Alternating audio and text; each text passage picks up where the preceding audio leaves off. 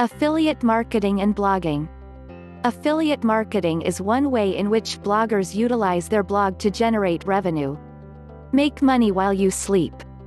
That's the dream, right?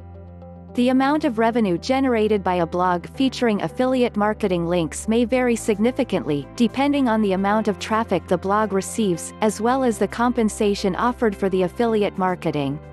Affiliate marketing essentially entails creating a link on your blog to another company's website.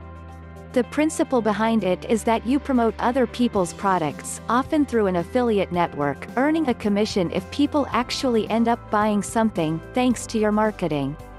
The other company then compensates the blog owner according to a previously agreed upon contract. This compensation may be awarded in a number of different ways.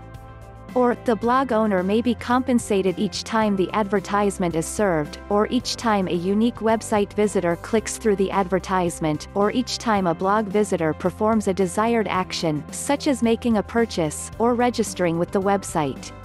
This article will discuss some aspects of affiliate marketing which bloggers should understand, including selecting opportunities carefully, maximizing the income potential for these opportunities, and understanding the requirements associated with these affiliate marketing opportunities.